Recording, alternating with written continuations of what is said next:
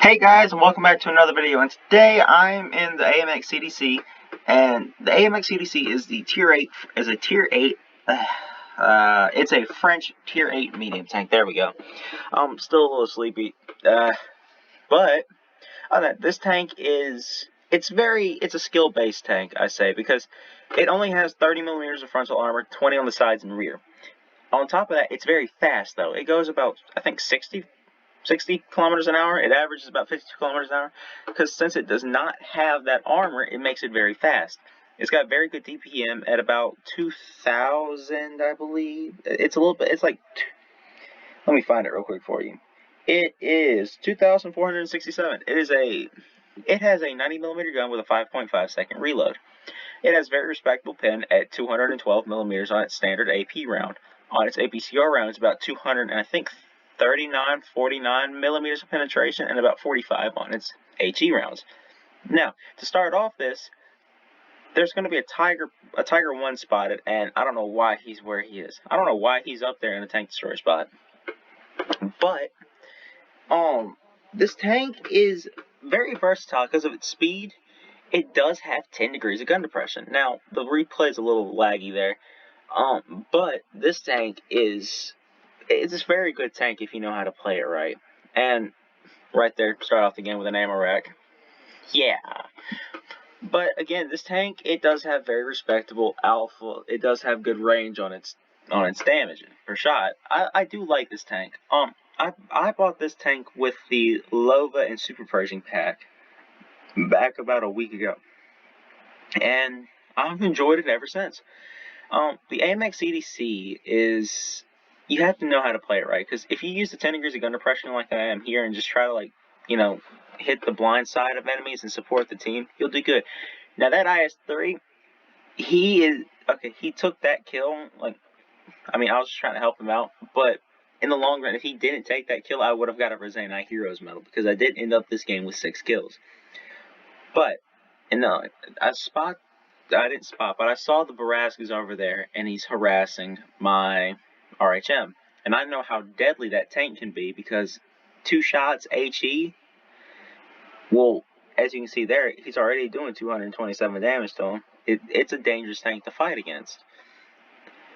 But I come over here, shoot him, ram him, kill him.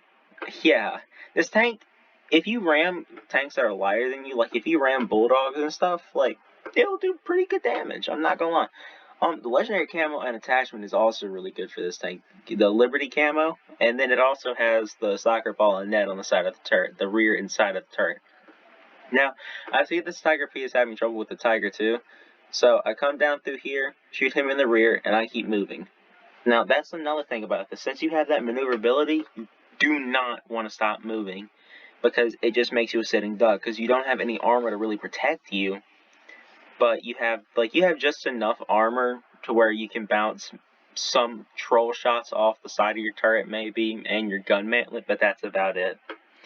You don't really have the armor to contend with most tanks. Now, since I go back over here to help with the Tiger P, I do get shot in the rear by the RHM.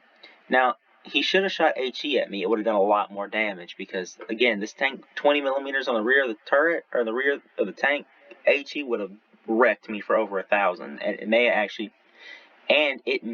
have just changed the outcome of this battle completely if he had. But now that that's being said, the T92E whatever it is, the medium tank that's tier 8, that's apparently American, is right there, and I'm like, I don't want to get shot by him. So I go behind this house, so I'm protected from the Rheinmetall, but I'm also not getting shot by him. And I'm just trying to bait shots. I just noticed that I actually did bait a shot from him. I didn't realize it. But I shoot a shell in there to see if I can blind fire. I don't believe it hit. It did not hit.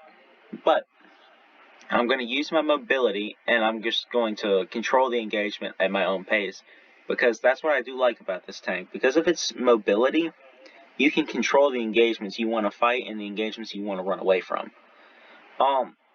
Now, this tank actually does have another variant, the Dracula, the tier 7 one. It's based off the same tank, but I think with a few minor changes to compensate for the tier difference. But other than that, it's essentially the same tank. I think the Dracula is faster, though. But see, I'm just gonna come around here, and again, this tank can get bounces, like right here. No idea where he bounced, but he bounced. Just gonna let the DPM do its thing, and there you can see there, 293 damage, because this tank, if it gets hit by HE, it hurts.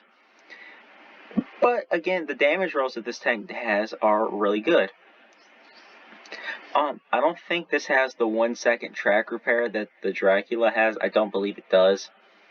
But right there, pal, game over. And we ended the game on 4,330 damage. Or more. I can't remember because I think it didn't count for the ammo, right? Yeah, we ended the game on 4,328 damage with an ace, top gun, high caliber, pulls metal scout, and then the ribbons right there. Made 230,000 credits off of this game with 6 kills. Now, I didn't have any premium boosters running or anything like that, so that's raw 230,000 damage with the CDC's credit coefficient and the premium time that I have. Now, over here, top of the leaderboard, funny enough, if I go over to the detailed report and I look at the efficiency, I damaged all 7 enemy vehicles. I just didn't get the kill on this guy. But credit wise and everything, it was a really profitable game. I do enjoy this tank. Now if you're a skilled player and you've played stuff like light tanks and stuff before, I would recommend this tank because it is very fun to play. If you're not used to tanks with no armor, I would suggest holding off on getting the CDC if it comes back out, because it can be very hard to play because it has no armor, and you can get yourself into situations where you can get HE to death by just about any 150, 152 millimeter gun. But that being said, I hope you guys enjoyed the video. If you did, please leave a like down below, comment what you'd like to see next, and I'll see you next time. Peace out.